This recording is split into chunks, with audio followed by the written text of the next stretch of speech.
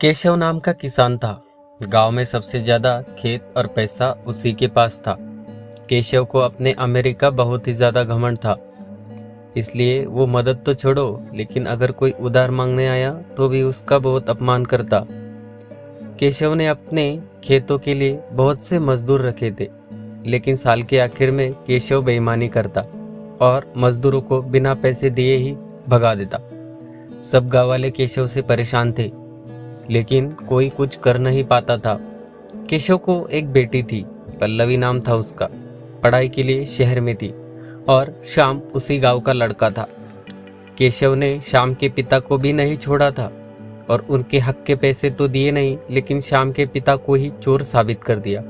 श्याम बस किसी भी तरह अपने पिता का बदला लेना चाहता था, तो उसने शहर जाके पल्लवी को पटाने की सोची और निकल पड़ा शहर।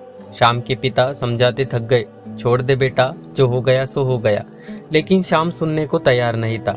शहर जाते ही उसने पहली बार पल्लवी को देखा और बस देखता ही रह गया। श्याम बदला भूल गया और बस अब तो श्याम को सिर्फ प्यार आ रहा था। श्याम ने गांव की बात कर कर पल्लवी से दोस्ती कर ली और धीरे धीरे दोनों अच्छे दोस्त बन गए।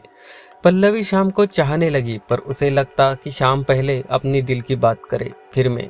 आखिरकार श्याम ने पल्लवी को अपनी दिल की बात कह दी और तुम्हारे पिता से बदला लेने हेतु मैं यहाँ आया था, ये बात भी न छुपाई। तो पल्लवी ने श्याम का साथ देने की ठानी और पल्लवी ने गाँव आकर अपने पिता से कहा कि मैं श्याम की बच्चे की माँ बनने वाली हूँ। केशव की तो पैरों तले जमीन ही खिसक गई। अपने बेटी को कुछ कह भी नहीं सकता था, अकेली थी और बड़े लाड़ प्यार से पली बड़ी थी। केशव को कुछ भी सूझ न रहा था।